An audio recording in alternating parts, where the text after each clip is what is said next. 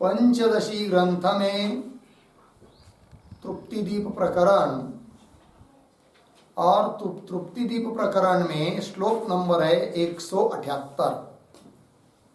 इस श्लोक की अवतरणिका को देखिए। ननु मिथ्या पदार्थैः भोगः भवति इत्यत्रापि दृष्टांत नास्ति इति आशंक्य आह। ठीक है, तो बात ये चल रही है। तो पूर्व पक्षी ने कहा था, तो जिसको विद्या उत्पन्न हो गई, ब्रह्म विद्या, और जगत के बारे में मिथ्यात्व निश्चय हुआ, उसको प्रारब्ध के द्वारा भोग नहीं होना चाहिए। तो कह दिया कि ऐसी बात नहीं है। मिथ्यात्व निश्चय होने पर भी प्रारब्ध अपना काम करता ही है, दोनों का विरोध नहीं है। अर्थात विद्या और प्रारब्ध इन दोनों का विषय भिन्न भिन्न होने के कारण एक दूसरे के विरोधी नहीं है। न प्रारब्ध विद्या की विरोधी है, न विद्या प्रारब्ध की विरोधी है। तो यदि कहेंगे कि प्रारब्ध कर्म विद्या के विरोधी है तो कह नहीं सकते। क्यों? कि प्रारब्ध कर्म केवल सुख दुख का भोग देता है और विद्या जगत के बारे में मिथ्यात्व निश्चय करा देती है। यदि प्रारब्ध भोग देने के पहले या भोग देते समय जगत के बारे में सत्यत्व बुद्धि निर्माण करके ही भोग देता प्रारब्ध, तब तो वह प्रारब्ध विद्या के विरोधी हो जाता। क्योंकि विद्या निकली मिथ्यात्व निश्चय करने के लिए और प्रारब्ध बुद्धि उत्पन्न कर रहा है सत्यत्व बुद्धि, तब तो क्या हो जाता? विरोध हो जाता। किंतु प्रारब्ध सत्यत्व बुद्धि निर्माण करके भोग नहीं देता है, केवल सुख दुख का साक्षात्कार कराता है। अतः प्रारब्ध विद्या के विरोधी नहीं है, इस बात को कहा। तो पूर्व पक्ष ने कहा कि प्रारब्ध भोग तो दे रहा है ना, तो भोग दे रहा है तो उतने मात्र से पदार्थ में सत्यता आ जाएगी। तो सिद्धांतियों ने कहा यह नहीं होता है, केवल भोग मात्र से पदार्थों में, विषयों में, जगत में सत्यता नहीं आती है। ठीक है, ये कहा। तो फिर पुनः प्रश्न उत्पन्न होता है कि यदि सत्यता नहीं आती है पदार्थों में, विषयों में, तो भोग कैसा हो पाएगा? ठीक है ना। जिस कारण से भोग्य है विषय, भोग्य है पदार्थ, अतः उसमें सत्यता होनी ही चाहिए, ऐसा पूर्व पक्षी बोलता है। तो उस पूर्व पक्षी ने अनुमान दिया, विमतम जगत सत्यम भोग्यत्वात्। ये जो जगत है ये सत्य है। क्यों? भोग्य होने के कारण। तो फिर सिद्धांतियों ने पूछा, ठीक है, तुमने जगत को सत्य सिद्ध करने के लिए जो अनुमान प्रमाण दिया, उसके लिए हेतु दिया भोग्यत्व, किंतु हेतु और साध्य का सहचार दिखाने के लिए दृष्टांत देना पड़ता है, तभी अनुमान से किसी वस्तु की सिद्धि होती है। तो यहां पर दृष्टांत बताओ, क्योंकि व्याप्ति बन जाएगी यत्र यत्र भोग्यत्वम तत्र तत्र सत्यत्वम। तो जहां जहां भोग्यत्व है वहां वहां सत्यत्व दृष्टांत दिखाओ, तो कई दृष्टांत मिलेगा नहीं। अतः भोग्यत्व को हेतु बनाकर जगत में, विषयों में सत्यत्व की सिद्धि नहीं होती है। तात्पर्य, प्रारब्ध केवल भोग देता है और केवल भोग मात्र से जगत में सत्यता नहीं आती है, और सत्यता न आने के कारण वह प्रारब्ध विद्या की विरोधी नहीं है। ये बात हुई। फिर दूसरा विकल्प था क्या? पहला विकल्प क्या? प्रारब्ध विद्या की विरोधी है, ये तो सिद्ध नहीं हो पाया प्रारब्ध विद्या की विरोधी है करके, है कि नहीं? अविरोधी है। अब यदि कोई कहेगा क्या कि विद्या प्रारब्ध की विरोधी है, तो वो भी ठीक नहीं है। तो उस विकल्प का अगले ये श्लोक छोड़कर अगले श्लोक में आएगा, किंतु उसके पहले पूर्व पक्षी पुनः बोल रहा है। तो पूर्व पक्षी बोलता है कि जैसे भोग मात्र से सत्यता नहीं आती है, किंतु मिथ्या पदार्थ से भोग कैसा होगा? हम तो कहते, पूर्व पक्षी बोलेगा कि हम कहेंगे कि जहां भी भोग होता है वो सत्य पदार्थों में ही भोग होता है। अतः भोग हो रहा है अतः सत्यता आनी चाहिए, किंतु तुमने कहा दृष्टांत नहीं। किंतु मिथ्या पदार्थ से भी भोग होता है, ऐसा कहीं तो देखने को नहीं मिलता है। जो भोग होता है वो सत्य पदार्थों का ही होता है। अतः भोग्यत्व हेतु के द्वारा सत्यत्व की सिद्धि होने के लिए कोई दिक्कत नहीं। कौन बोलता है? पूर्व पक्षी। नहीं तो मिथ्या पदार्थों के द्वारा भोग होता है, ऐसा उदाहरण दिखाओ। तब सिद्धांती बोल रहे हाँ दिखाते हैं कि मिथ्या पदार्थों से भी भोग होता है, इस बात को दिखा देंगे। और मिथ्या पदार्थों से भी भोग होता है, इस बात को सिद्ध कर देंगे सिद्धांती। तब पूर्व पक्षी इस बात को नहीं कह पाएगा क्या कि भोग मात्र से सत्यता आ जाती है करके।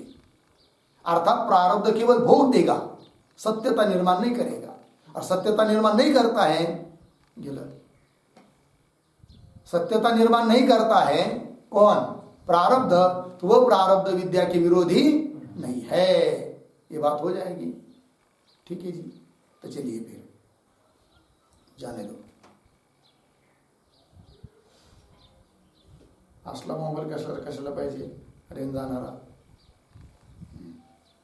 तो देखिए आगे के श्लोक क्या उतरने का। ननु मिथ्या पदार्थ ही भोग भवती इत्यत्रापि, पूर्व पक्षी बोल रहा है, ध्यान दीजिए भाई, छोड़ो ना उसको। तो मिथ्या पदार्थों के द्वारा भी भोग होता है, इत्यत्र मतलब इस बात के लिए भी दृष्टांत नास्ति, दृष्टांत नहीं है। कौन बोल रहा है? पूर्व पक्षी। ठीक नहीं, नास्ति इति आशंक्य आह, तो शंका हुई तो उसको उत्तर दे रहे सिद्धांती। अनुनो जायते भोग, कल्पितैः स्वप्नवस्तुभिः, जाग्रत् वस्तुभिरप्येव असत्यैर्भोग इष्यताम्। अनुनो जायते भोग कल्पितैः स्वप्नवस्तुभिः जाग्रत् वस्तुभिरप्येव असत्यैर्भोग इष्यताम्। अनुनः जायते भोगः कल्पितैः स्वप्नवस्तुभिः जाग्रत् वस्तुभिः अपि एवं असत्यैः भोगः इष्यताम्। अन्वय कल्पितैः स्वप्नवस्तुभिः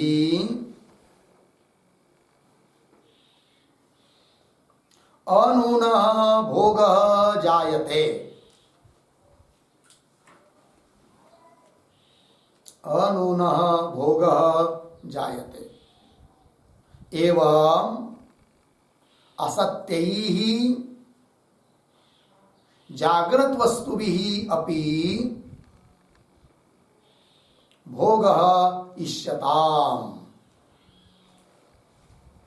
ठीक, अर्थ को देखिए भाई।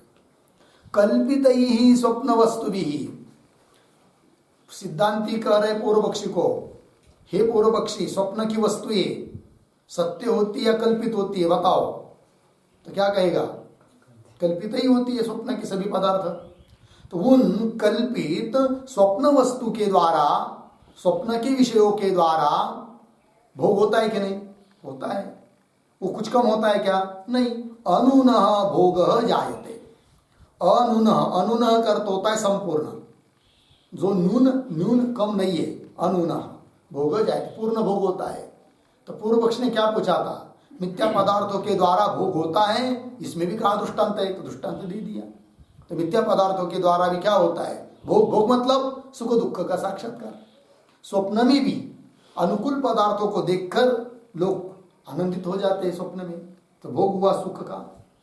और प्रतिकूल पदार्थों को देखकर दुखी हो जाते हैं स्वप्न में भी, अतः भोग हुआ, दुख का साक्षात्कार हुआ। तो कल्पित वस्तु के द्वारा भी भोग होता है, इसके लिए दृष्टांत दे दिया। ठीक है।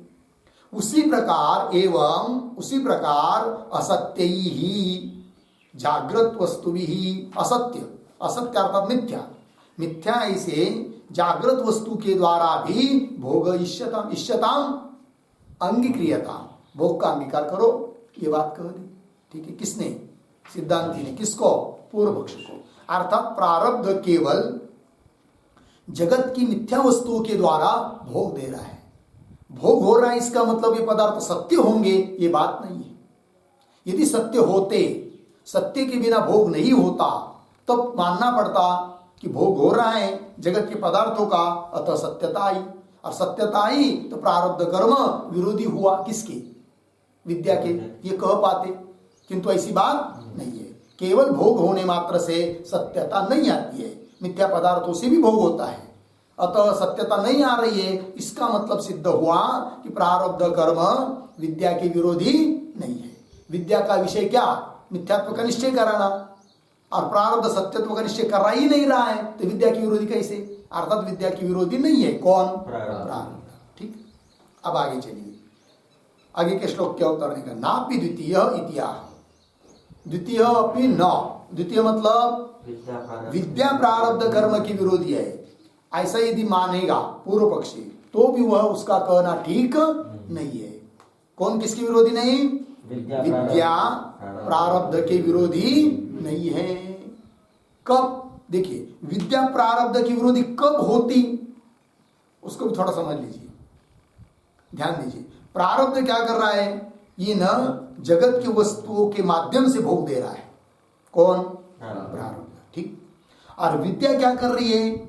कि जगत की वस्तु के बारे में केवल मिथ्यात्व का निश्चय करा रही है। विद्या ये नहीं करा रही है कि ये जगत के बारे में अदर्शन, उसका विनाश नहीं करा रही है। कौन? विद्या। यदि विद्या इन अनात्म पदार्थों को, विषयों को, जगत को नष्ट कर देती, अदर्शन करा देती, तब प्रारब्ध को भोग देने के लिए कोई निमित्त नहीं मिलता। तब हम कह पाते क्या? विद्या प्रारब्ध के विरोधी है। किंतु विद्या केवल मिथ्यात्व का निश्चय कराती है, इन पदार्थों का आदर्शन, नाश, विनाश, अपलाप नहीं कराती है। अतः विद्या भी प्रारब्ध की विरोधी नहीं है, ये बात कर रहे हैं। ठीक है, तो श्लोक को पढ़ते हैं। यदि विद्यापन्नुवीत जगत प्रारब्ध घातिनी तदा स्यान्न तु मायात्व बोधेन तदपन्नवः।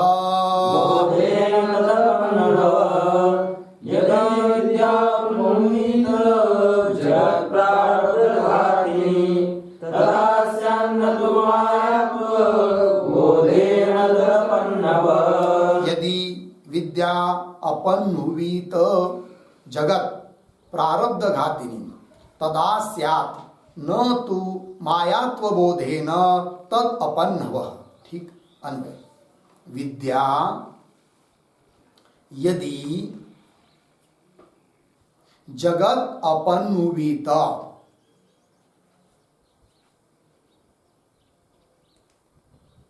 नीचे, तदा प्रारब्ध घातिनी स्यात् मायात्व बोधेन तु न तद अपन्नवः। ठीक है, अर्थ को देखिए भाई।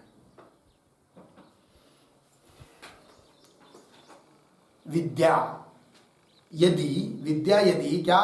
जगत अपन्नुवीत, विद्या यदि जगत का अपन्नव कर देती, अपन्नुवीत, अपन्नवित मतलब विलय कर देती, नष्ट कर देती, अदर्शन करा देती। कौन? विद्या। किसका? जगत का।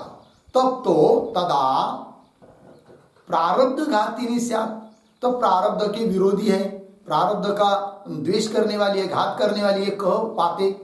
क्योंकि प्रारब्ध को भोग देने के लिए कोई वस्तु या विषय मिलता ही नहीं, तो भोग किसके संबंध से देता? प्रारब्ध। तो प्रारब्ध घातिनी विद्या होती, किंतु ऐसी बात नहीं है। तदा प्रारब्ध घातिनी स्यात् तु परंतु क्या स्यात् मायात्व बोधेन तु, केवल मायात्व का बोध कराती है विद्या। मायात्व मतलब मिथ्यात्व, मिथ्यात्व का बोध करा देती है, उतने मात्र से न तद अपन्नव, जगत का अपन्नव नहीं होता है। अतः विद्या भी प्रारब्ध के विरोधी नहीं है। अतः ज्ञानी पुरुष को कैसी इच्छा उत्पन्न होगी? प्रारब्ध के बल से ही इच्छा होगी ना, किंतु इच्छा कैसी उत्पन्न होगी, ये जो पूर्व पक्ष ने पूछा था वो उसका खंडन हुआ कि ज्ञान होने पर भी, तो ज्ञान क्या करता है, केवल जगत के बारे में मिथ्यात्व निश्चय करा देता है। तो भी प्रारब्ध के बल से इच्छा होकर प्रारब्ध से भोग भी हो सकता है ज्ञानी पुरुष को, इसमें कोई दिक्कत नहीं है। चलिए टीका, यदि विद्येति, तो विद्या है कि नहीं, विद्या मतलब जगत के बारे में मिथ्यात्व का निश्चय, ये विद्या। क्योंकि जगत के बारे में मिथ्यात्व निश्चय हुए बिना अहम ब्रह्मास्मि ये दृढ़ निश्चय होता ही नहीं है। तो विद्या यदि जगत, जगत प्रतीक है, उसका अर्थ कर रहे हैं भोग्य जातम, अपन्नुवीत प्रतीक है, अपन्नुवीत का अर्थ कर रहे हैं नेदम रजतम इति निषेधक ज्ञानवत् प्रतीयमानस्य भोग्यस्य स्वरूपम विलापयेत, इतना अर्थ है अपन्नुवीत का। ठीक है जी, देखो भाई, जैसे उदाहरण दिया नेदम रजतम, यह रजत नहीं है तो निषेध हुआ है कि नहीं। तो नेदम रजतम इति निषेधक ज्ञानवत्, निषेधक ज्ञान की तरह प्रतीयमानस्य भोग्यस्य, प्रतीत होने वाले जो भोग्य पदार्थ विषयादि, उनके स्वरूपम विलापयेत, स्वरूप को विलाप कर देती कौन, विद्या, विद्या है ना। तो विद्या यदि जगत, जगत मतलब वही भोग्य जातम, अपन्नवित विलाप कर देती, तदा, तदा प्रतीक है, तदा प्रारब्ध कर्म भोगस्य सुख दुखानुभवस्य साधन अपहरणेन प्रारब्ध कर्म विघातिनी स्यात्।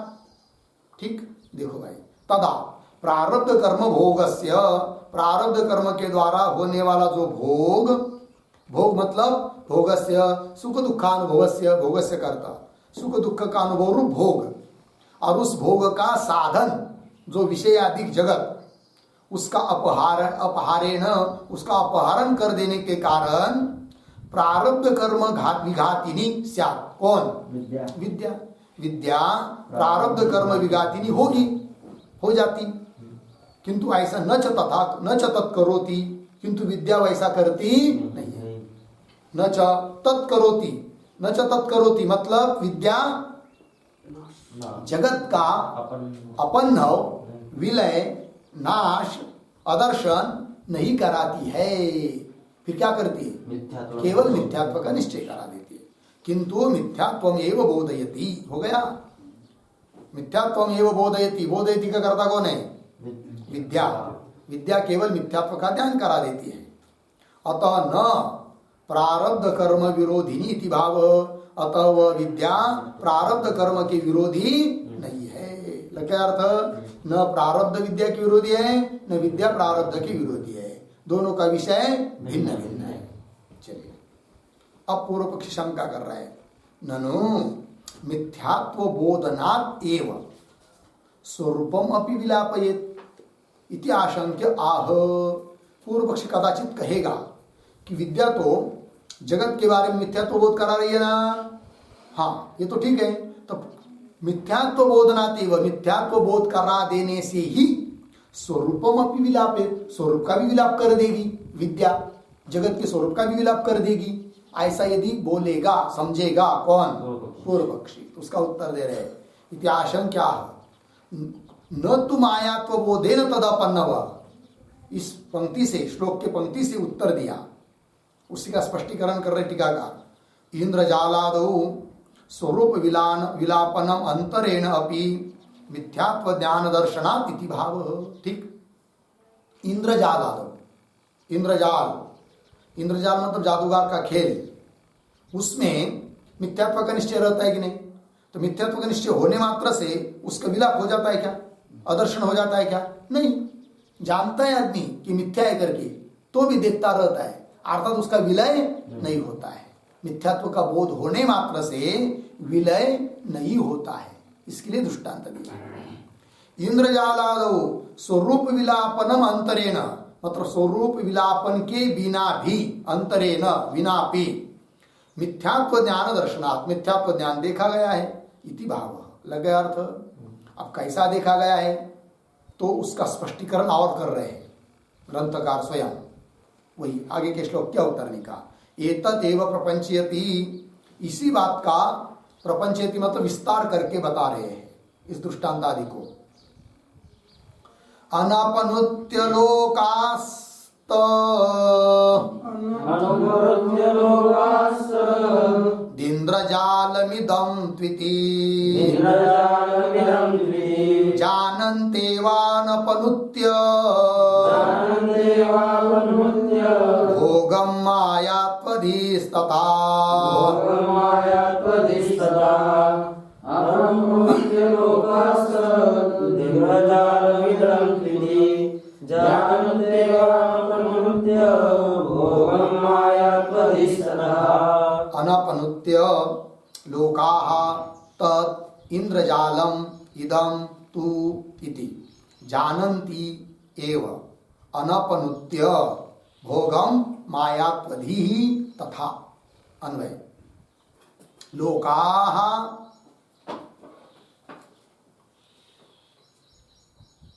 तत् अनपनुत्य तु इंद्रजालम इदम इति जानन्ति एव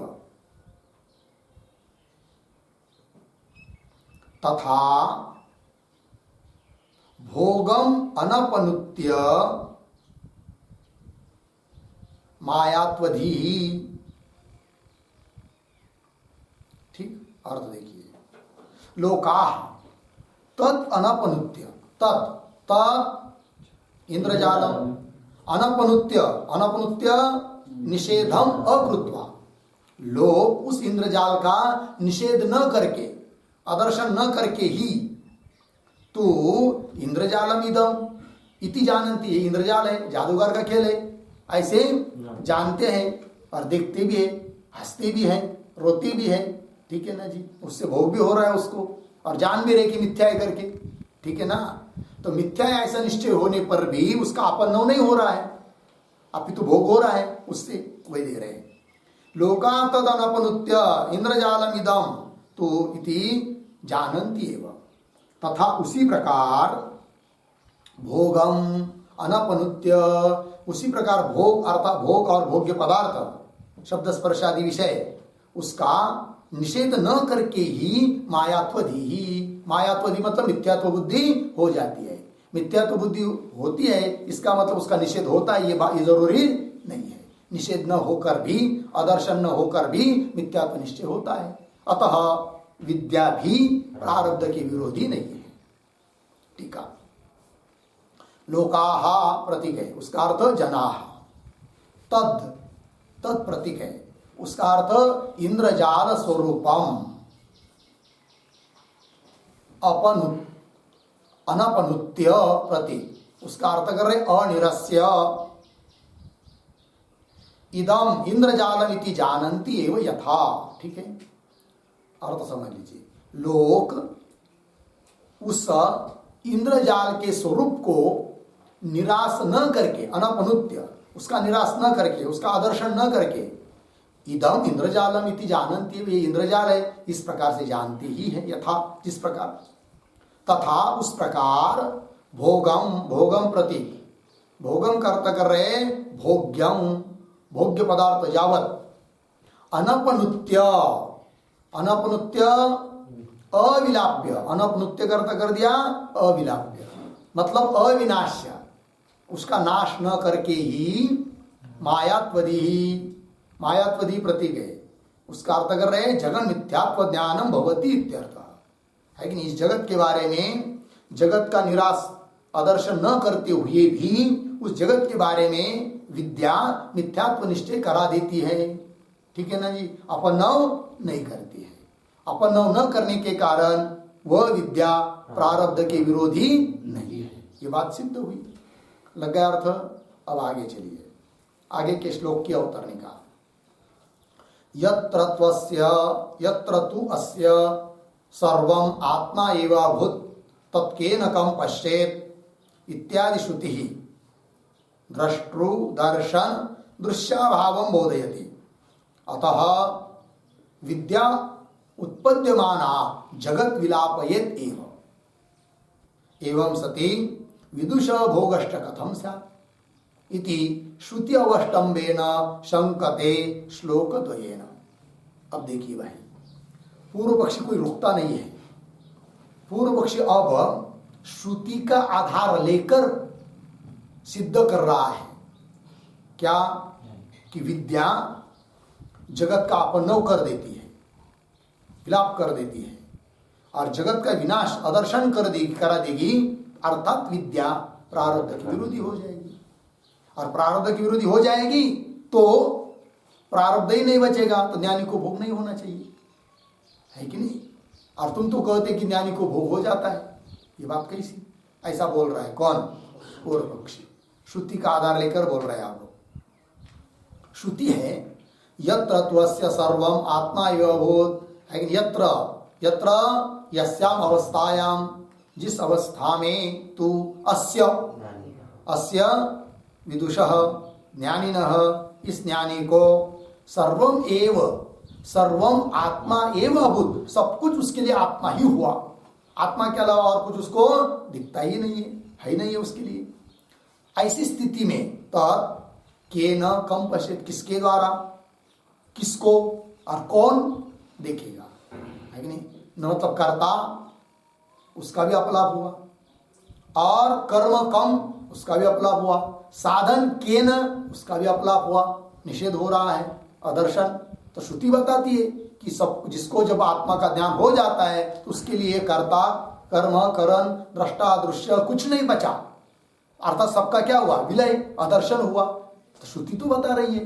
और कैसे तुम कहते हो कि विद्या उत्पन्न होने के बाद केवल मिथ्यात्व का निश्चय होता है और अपलाप नहीं होता है करके? कौन बोल रहा है? पूर्व पक्षी। यत्र त्वस्य सर्वम आत्मा एव अभूत् तत् केन कम पश्येत् इत्यादि श्रुति ही क्या कहती है? द्रष्टृ, दृष्टा, दर्शन और दृश्य अभावों बोधे, तीनों का अभाव बता रही है। अतः विद्या उत्पद्यमाना, इसलिए विद्या उत्पन्न होते ही जगत विलापयेत एव, जगत का विलाप तो हो ही जाएगा, अदर्शन हो ही जाएगा, श्रुति बता रही है। और जगत का विलाप हो जाएगा तो अर्थात विद्या विरोधी हो गई किसके? प्रारब्ध की। तब क्या होगा? एवं सती, ऐसा होने पर विदुष भोगश्च कथम, विद्वान को भोग कैसा होगा? कथम स्यात् इति, अर्थात नहीं होगा भोग। कौन बोल रहा है? पूर्व पक्षी। इति श्रुति अवष्टम्बेन, अवष्टम्बेन अवलंबेन, अवलंबन करके, आधार लेकर, आश्रय करके, श्रुति का आश्रय करके, शंकते पूर्व पक्षी। श्लोक द्वयेन, दो श्लोक के माध्यम से पूर्व पक्षी शंका कर रहा है। ठीक, अभी दो श्लोक पूर्व पक्षी के। तो बोलते हैं यत्र यत्र त्वस्य जगत्स्वात्मा पश्येत् कस्तत्र केनकम् किं जिघ्रेत् किं वदेद्वेति श्रुतौ तु बहुघोषिता।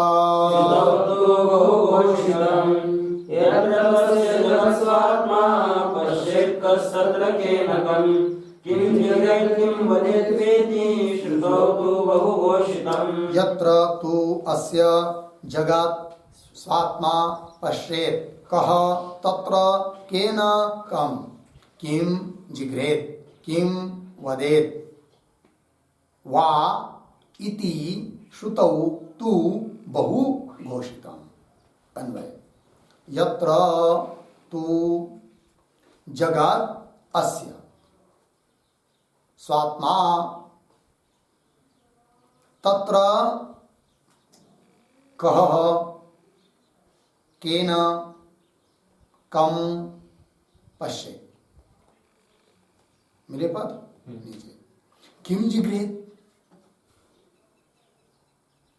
किम वा वदेत् इति श्रुतौ तु बहुघोषितम्। ठीक है, अर्थ को देखिए। तो यत्र तु जगत अस्य स्वात्मा, ये श्रुति का उल्लेख है इतने पदों से। कौन श्रुति? यत्र त्वस्य सर्वम आत्मा एव अभूत् तत् केन कम पश्येत्। इस श्रुति का निर्देश हुआ है प्रथम पाद से, यत्र तो जगत अस्य स्वात्मा, ठीक है ना। फिर आगे तत्र कह केन कम पश्येत, तत्र उस अवस्था में कौन किसके द्वारा, केन केन साधनेन कम वस्तुजातम पश्येत किसको देखेगा, कौन किससे किसको देखेगा, है कि नहीं। किम जिग्रेत किसको सूंघेगा, किम वा वदेत वाणी के द्वारा क्या बोलेगा, है कि नहीं। इति इस प्रकार अर्थात कुछ नहीं बोलेगा, कुछ नहीं सूंघेगा, ये सब आपला बता रही है श्रुति। इति श्रुतौ इस बात को श्रुति में तू बहुघोषितम बहुघोषितम बहुवारम कथितम, ऐसा श्रुति ने बहुत बार कहा है। तब तो जगत का अपलाप नहीं होता है ज्ञान होने पर भी, ये तुम कैसे कह रहे हो, ये बोल रहा है कौन, पूर्व पक्षी, किसको, सिद्धांतियों।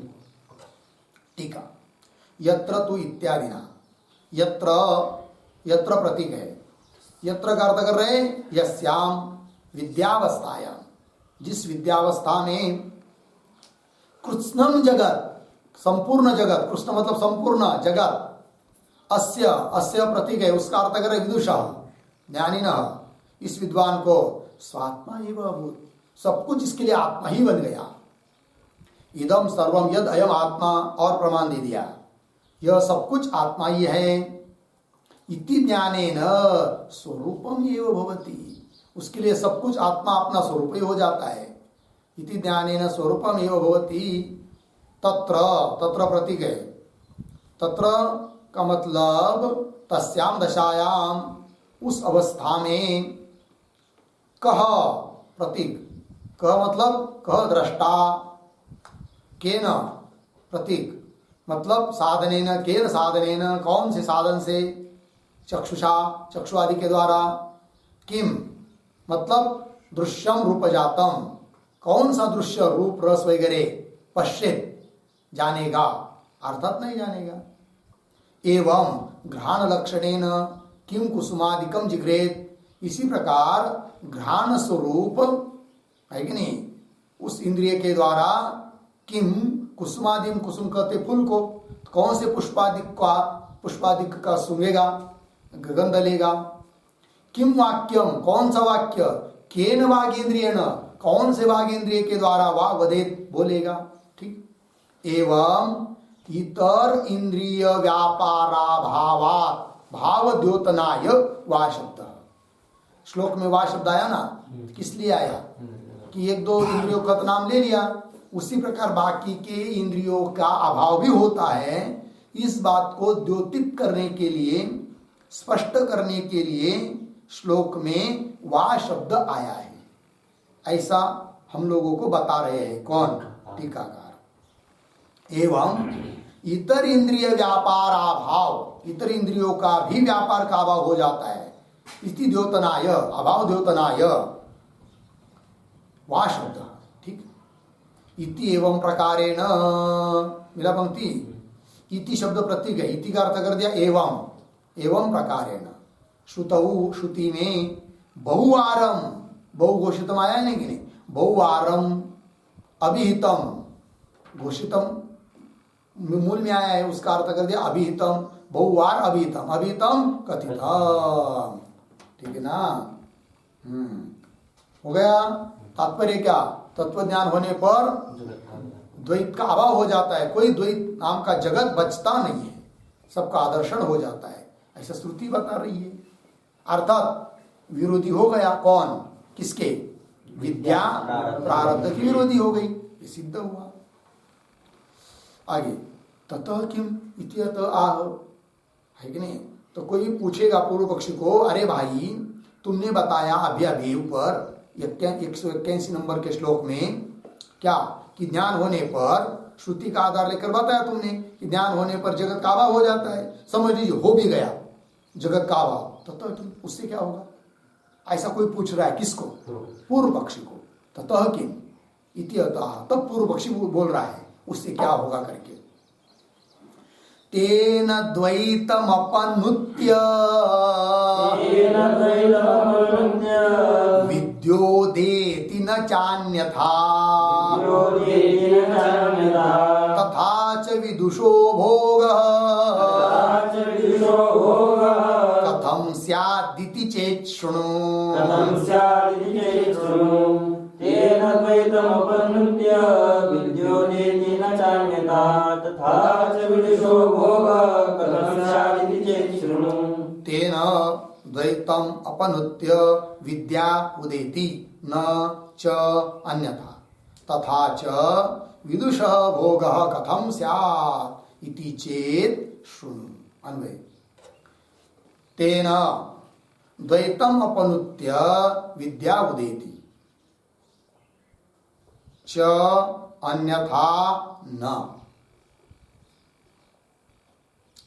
तथा च विदुषः भोग कथं स्यात् इति चेत् सुन अर्थ देखिए भाई। तेन तेन मतलब श्रुति के द्वारा ज्ञान होने पर द्वैत का अभाव बताया। तेन उससे क्या सिद्ध हुआ कि द्वैतम अपनुत्य विद्या उदेति, द्वैत का निराश करके ही विद्या उत्पन्न होती है। ये सिद्ध हुआ श्रुति के आधार से। लग गया जी। तेन द्वैतम अपनुत्य विद्या उदेति च अन्यथा न, अन्यथा मतलब द्वैत को वैसा ही रखकर विद्या उत्पन्न नहीं हो सकती है। श्रुति बता रही है। कौन बोल रहा है? पूर्व पक्षी। च अन्यथा न, तो बोलेंगे ठीक उससे भी क्या, तो बता रहे पूर्व पक्षी तथा च यदि ऐसा है तो विदुषः भोग कथम स्यात्, विद्वान को भोग कैसा होगा? क्योंकि विद्या उत्पन्न हो गई जिसको तो वो विद्वान हुआ। और विद्या कब उत्पन्न होती है? जगत का आपन्न होकर के। तो जगत का समस्त जगत का आपन्न हुआ, अपलाप हुआ, विलाप हुआ, विनाश हुआ, अदर्शन हुआ, तब भोग के लिए कोई साधन ही नहीं बचा। तो विद्वान को भोग होता है, तुम कैसे कह पाओगे? अर्थात विद्वान को भोग नहीं होगा। कौन कहता है? पूर्व पक्षी। तथा च विदुषः भोग कथम स्यात् इति चेत, या तक पूर्व पक्षी हुआ। तब सिद्धांति करे सुन लो, उत्तर देंगे आगे के श्लोक में। ठीक, तो देखिए टीका को। तेन द्वैतम इति मिला, स्वाप्यय संपत्त्यो हो अन्यतरापेक्षा अपेक्षम आविष्कृतम ही इति अस्मिन् सूत्रे। ठीक है। यत्र तु अस्य इति उदाहृतायाः श्रुतेः सुप्ति मोक्षयोः अन्यतरापेक्षयोः अन्यतर विषयत्वेन व्याख्यातत्वात् न विद्यया जगदपन्नवः इति परिहरति शृणु इति। ध्यान दीजिए। तो श्लोक के अंतिम में शब्द आया है शृणु। तो शृणु से उत्तर दे रहे कौन? सिद्धांति। तो आगे के श्लोक से उत्तर आएगा, किंतु जो उत्तर दिया जाने वाला है वह उत्तर, समाधान, परिहार कौन से बात को मन में रखते हुए उत्तर दे रहे हैं सिद्धांति, इस बात को पहले इस टीकाकार समझा रहे हैं हम लोगों को। क्या समझा रहे हैं? तो देखिए, टीकाकार कह रहे मतलब उत्तर देंगे सिद्धांति इस बात को लेकर कि हे पूर्व पक्षी, तुमने जिस श्रुति का आधार लेकर सिद्ध किया कि विद्या प्रारब्ध के विरोधी है, तो वह जो श्रुति है उसका अर्थ ही तुमको समझ में नहीं आया, इसलिए तुम ऐसा बोल रहे हो। कौन कह रहे? सिद्धांति। फिर बोलेंगे उस श्रुति का क्या अर्थ है? सीधा सीधा बात दिखाई दे रही है कि यत्र त्वस्य सर्वम आत्मा एव अभूत तत्केन कम पश्येत्, साफ साफ दिखाई दे रहा है। तो उसको कह रहे सिद्धांति, अरे मुक्ति किंवा ज्ञानवान पुरुष दो प्रकार के हैं, जीवन मुक्त, विधेय मुक्त, है कि नहीं? तो जीवन मुक्त अवस्था में भी ज्ञान है, किंतु उस समय वह ज्ञान जगत का अपन्न नहीं करता है। फिर बोलेंगे श्रुति क्यों कर रही है? तो उस श्रुति का विषय ये नहीं है कि ज्ञान होते ही जगत का अपन्न हो जाता है, ये श्रुति का विषय नहीं है। फिर श्रुति का विषय कौन है? तो श्रुति एक तो सुषुप्ति विषयक है, क्यों अविधेय मुक्ति विषयक है, ऐसी संगति लगाई गई है। तो बोलेंगे ऐसा, तो फिर कैसा होगा? तो सुषुप्ति अवस्था में ज्ञानी पुरुष जो होता है उसको जब सुषुप्ति अवस्था में, तो उसके लिए क्या कुछ बचता नहीं है कि नहीं? तो क्या न कम पश्चित ये क्यों विधेय मोक्ष अवस्था में तब तो जगत का अपन्न हो जाता है, तब कम के न क पश्चित, तब तो संगति लग जाती है। इसलिए श्रुति का विषय सुषुप्ति है, क्यों विधेय मुक्ति है। ऐसा होने से ज्ञान होने पर जगत का अपन्न होता ही तुम्हारा कहना ठीक नहीं है। फिर पूर्व पक्षी बोलेगा क्या? ये सिद्धांती तुम कह रहे हो कि श्रुति का विषय सुषुप्ति क्यों विधेय मुक्ति है, ये तुमको कैसे समझ में आया बताओ तो। पूर्व पक्षी पूछेगा किसको? सिद्धांतियों को। तब सिद्धांती कहेंगे भाई हम हमारे मन से नहीं कर रहे, श्रुतियों के अर्थों का निर्णय करने के लिए ही प्रवृत्त हुआ है। कौन? ब्रह्मसूत्र। और स्वयं ब्रह्मसूत्र कारण ही बताया है। संशय पहले लिया है, क्योंकि अधिकरण होता है ना, तो अधिकरण में 5 अंग होते हैं, तो उसमें सबसे पहले श्रुति को उठाकर संशय लिया गया कि यह श्रुति सुषुप्ति विषय है या स्वाप्य विधेय मुक्ति विषयक है, ऐसा संशय लिया गया है। तब जाकर उस पर फिर संवाद हुआ है, वहां पर चर्चा हुई है, फिर निर्णय दिया गया है कि नहीं? अतः इस श्रुति का विषय अन्य होने के कारण हे पूर्व पक्षी, इस श्रुति का आधार लेकर तुम इस बात को नहीं कह सकते कि ज्ञान होते ही जगत का अपन्न हो जाता है, ये कह नहीं सकते। यदि वैसा होता तब हम भी मानते क्या कि विद्या प्रारब्ध की विरोधी है, किंतु ऐसी बात है नहीं। पंक्ति देखिए, स्वाप्यय संपत्त्यो हो अन्यतर अपेक्षम आविष्कृतम ही। अन्यतर मतलब दोनों में से किसी एक की अपेक्षा करके ही प्रकट किया है इस बात को, है कि नहीं? यत्रत्वस्य, तो कौन दो बात? स्वाप्य और संपत्ति। स्वाप्य कहते सुषुप्ति को और संपत्ति कहते मोक्ष को, ठीक है? इन दोनों में से किसी एक को लेकर ही अन्यतरापेक्षम आविष्कृतम ही, ठीक है जी। चलिए, इति अस्मिन सूत्रे, ठीक है ना जी। तो इस सूत्र में सबसे पहले संशय लिया गया है, क्योंकि अधिकरण जो होता है उसके 5 अंग होते हैं। कौन कौन 5 अंग होते पता है? विषयो विषयश्चैव पूर्व पक्षस्तथोत्तरम निर्णय संगतिश्चेति शास्त्रे अधिकरणम स्मृतम। कोई लोग अधिकरण के अंग 6 मानते हैं, कोई 5 मानते हैं। तो कौन कौन? सबसे पहले होता है विषय, है कि नहीं? इस अधिकरण का विषय क्या है, किस बात को लेकर चर्चा करनी है? विषय बताया, जैसे यत्रत्वस्य ही विषय लिया।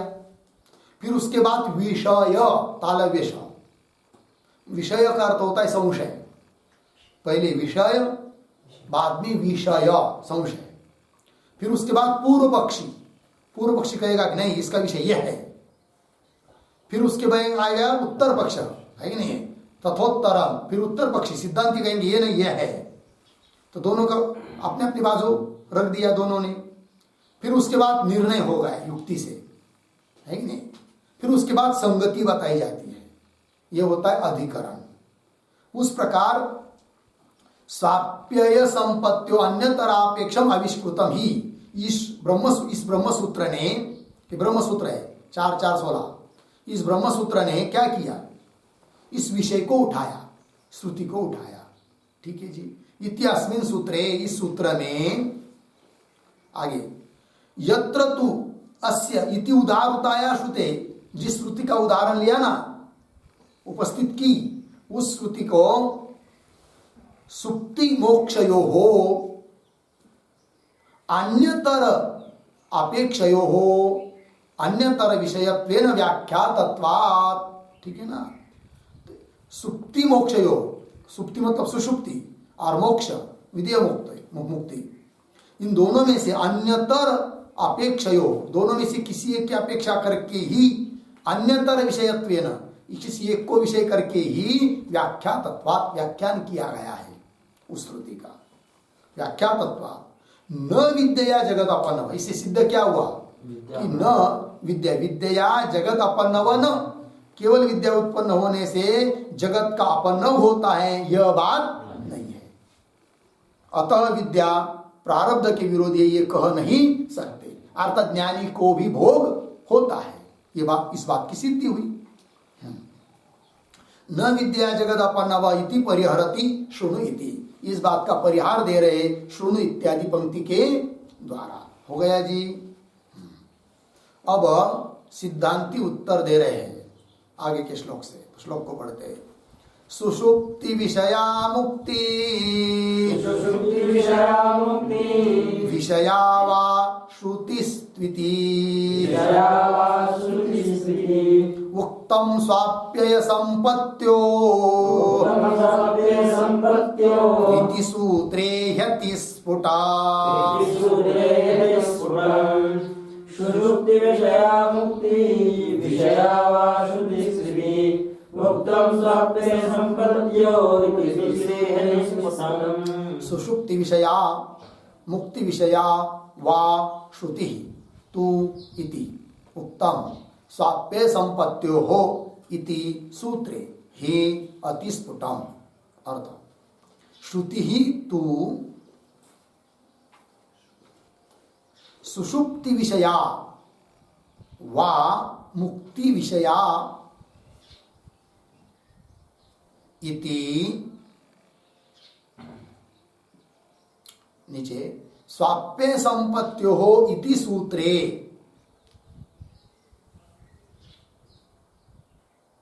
अतिस्फुटम ही उक्तम, अतिस्फुटम ही उक्तम। ठीक है, अर्थों को देखिए। श्रुति ही तू, श्रुति तो कौन सी श्रुति? यत्र त्वस्य सर्वम आत्मा एव भूत, ये श्रुति।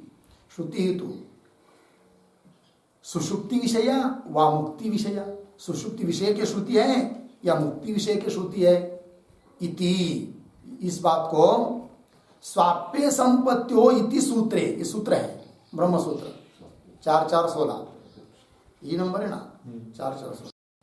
तो स्वाप्य संपत्त्यो इति सूत्रे, इस सूत्र में अतिस्फुटम ही उत्तम, अतिशय स्पष्ट रूप से कहा है कि श्रुति का विषय कौन सा है करके, विषय है कि नहीं, संशय लेकर फिर निर्णय किया गया है। ठीक, टीका स्वाप्यय, स्वाप्यय प्रतीक, उसका अर्थ कर दिया सुषुप्ति, और संपत्ति ही प्रतीक है, उसका अर्थ कर दिया मुक्ति।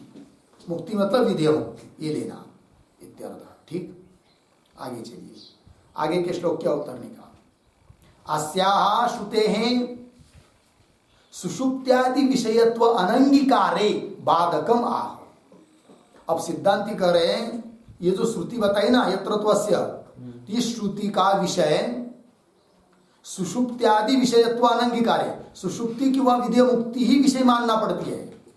यदि वैसा नहीं मानेंगे तो अनंगीकारे बाधकम आह, तो क्या बाधक है, क्या अनर्थ होगा, इस बात को कह रहे सिद्धांति। तात्पर्य समझ में आया? इस श्रुति का विषय यदि सुषुप्ति की वह विधेय मुक्ति नहीं मानेंगे तो बहुत बड़ा अनर्थ होगा, इस बात को कहने जा रहे अब। अस्या श्रुते सुषुप्त्यादि विषयत्वानंगीकारे बाधकमाह। ठीक, अन्य श्लोक। अन्यथा याज्ञवल्क्यादे प्राचार्यत्वं न संभवेत्, द्वैत दृष्टावविद्वत्ता द्वैतादृष्टौ न वाग्वदेत्। अन्यथा याज्ञवल्क्यादे प्राचार्यत्वं न संभवेत्,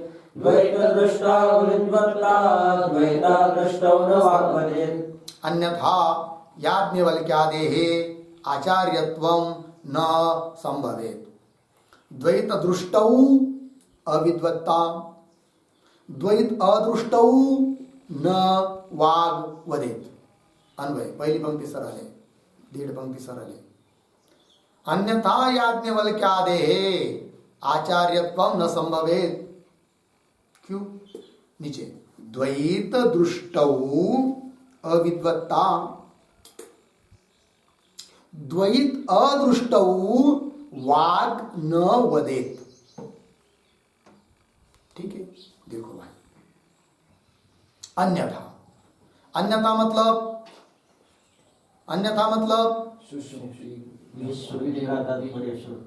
सुषुप्ति अथवा विदेह मुक्ति में नहीं मानेंगे। हाँ, अस्त्रत्वस्य आत्मा एव भूत इस श्रुति का विषय सुषुप्ति किंवा विदेह मुक्ति नहीं मानेंगे तो अन्यथा याज्ञवल्क्यादि आचार्यत्व न संभवे, याज्ञवल्क्यादिकों में आचार्यत्व ही संभव नहीं हो पाएगा। बोलेंगे कैसे? तो बता रहे हैं।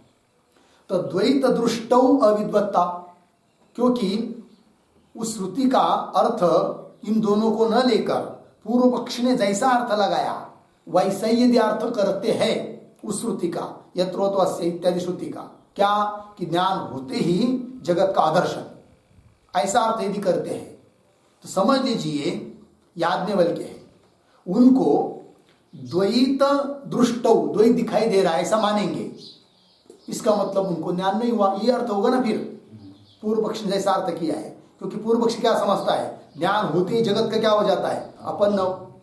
और याज्ञवल्क्य को द्वैत दिखाई दे रहा है, जगत दिखाई दे रहा है ऐसा मानेंगे, इसका मतलब तुम्हारे हिसाब से उनको ज्ञान ही नहीं हुआ, तो आचार्यत्व कहां से है कि ना। द्वैत दृष्टौ अविद्वत्ता, विद्वत्ता मतलब ज्ञान ही उसमें नहीं हुआ है, ये सिद्ध होगा। ज्ञान ही नहीं तो आचार्यत्व कहां से आएगा।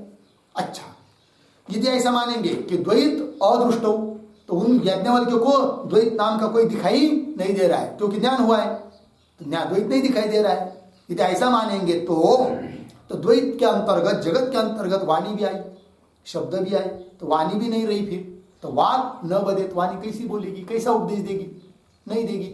और नहीं दे पाएगी तो आचार्यत्व कहां से आएगा। तो आचार्यत्व का क्या होगा, विनाश होगा, लोप होगा, आचार्यत्व ही सिद्ध नहीं होगा। यदि ऐसा पूर्व पक्षी के अनुसार अर्थ करते हैं तब, अर्थात उस श्रुति का विषय सुषुप्ति किंवा विदेह मुक्ति नहीं मानते हैं तब आचार्यत्व की सिद्धि नहीं होती है। समझ में आया? देखिए टीका, तत्र उपपत्तिम आह द्वैत इति, तत्र उपपत्ति, उपपत्ति को बता रहे। तत्र, तत्र मतलब पूर्वार्ध में कहा ना आचार्यत्व न संभवेत, तो इसके बारे में उपपत्ति दे रहे। तो आचार्यत्व कैसा संभव नहीं होगा, इसको युक्ति से बता रहे हैं सिद्धांति, उत्तरार्ध से, द्वैत इत्यादि पंक्ति से। लगा पंक्ति, तत्र उपपत्तिम आह द्वैत इति याज्ञवल्क्यादि यदि द्वैतम पश्येत, याज्ञवल्क्यादि यदि द्वैत को देखते हैं, तर्हि का अर्थ कर दिया तदा, तब तो अद्वैत ज्ञानाभावात्, अद्वैत ज्ञान ही उनको नहीं हुआ, क्योंकि पूर्व पक्षी के अनुसार ज्ञान का स्वरूप क्या, द्वैत का दर्शन, और द्वैत यदि दिखाई दे रहा है याज्ञवल्क्यादि को, इसका मतलब उनको ज्ञान नहीं हुआ पूर्व पक्षी के हिसाब से। तदा अद्वैत ज्ञानाभावात् न आचार्य भवेत, वो आचार्य ही सिद्ध नहीं हो पाएगा। ठीक, अच्छा, अथ उसके विपरीत, अथ द्वैतम न पश्यति, याज्ञवल्क्यादि उनको अब द्वैत कुछ दिखाई नहीं दे रहा है क्योंकि ज्ञान हुआ, ऐसा मानेंगे तो अथ द्वैतम न पश्यति तर्हि, तब तो बोध्य शिष्यादि अनुपलम्भात, बोध्य मतलब जिसको बोध करना है, उपदेश देना है, ऐसे शिष्यादि की उपलब्धि नहीं होगी, उपलम्ब नहीं होगा, प्रतीति नहीं होगी, क्योंकि आदर्शन द्वैत का आदर्शन है ना। तो बोध्य शिष्यादि अनुपलम्भात, उपलब्ध न होने के कारण आचार्य वाक, आचार्य की वाणी शिष्यम प्रति बोधनाय न प्रवर्तित, शिष्य के प्रति बोध करने के लिए प्रवृत्त ही नहीं होगी। कौन? आचार्य की वाणी। और आचार्य की वाणी प्रवृत्त नहीं हो रही है, इसका मतलब उनमें आचार्यत्व भी नहीं है, फिर ये सिद्ध होगा। शिष्यम प्रति बोधनाय न प्रवर्तित, अतः विद्या संप्रदाय उच्छेद प्रसंग इति भाव। तब क्या होगा, विद्या जो ब्रह्म विद्या का संप्रदाय चल रहा है, गुरु ज्ञान प्राप्त कर लेते हैं स्वयं पहले, उसके बाद शिष्यों को बताते, फिर वो शिष्य आगे को बताते हैं ये जो संप्रदाय चल रहा है उसका क्या होगा, उच्छेद होगा, ये सब आपत्ति आएगी, ठीक है ना। तो ज्ञान की परंपरा अभी तक आनी ही नहीं चाहिए हम लोगों के पास, फिर तो ये गड़बड़ होगी। अतः विद्या संप्रदाय उच्छेद प्रसंग इति भाव। इसलिए ये पूर्व पक्षी, तुमने जो श्रुति ली है, जिस श्रुति का आधार लेकर तुम बोल रहे हो कि ज्ञान होने के बाद जगत का अपन्न विनाश हो जाता है, ये तुम्हारा कहना ठीक नहीं है, क्योंकि उस श्रुति का अर्थ वैसा नहीं कि जैसा तुम कह रहे हो। फिर उस श्रुति का क्या विषय है, एक तो हो सकता है सुषुप्ति किंवा विधेय मुक्ति, तो कौन सा है, उसको यथार्थ रूप से जानना चाहते हो तो ब्रह्मसूत्र में जाकर पढ़ लो। किंतु यह अर्थ नहीं है क्या कि ज्ञान होते ही जगत का अपन्न हो जाता, यह अर्थ नहीं है। यह अर्थ मानोगे तो बहुत आपत्ति आएगी, ठीक है ना। क्या आपत्ति आएगी, याज्ञवल्क्यादि में आचार्यत्व सिद्ध नहीं होगा, और आचार्यत्व सिद्ध नहीं होगा तो विद्या संप्रदाय खंडित हो जाएगा, ये सब दिक्कत आती है। लग गया अर्थ। कुल मिलाकर सिद्धांतियों ने सिद्ध किया कि प्रारब्ध भी विद्या की विरोधी नहीं है और विद्या भी प्रारब्ध की विरोधी नहीं है।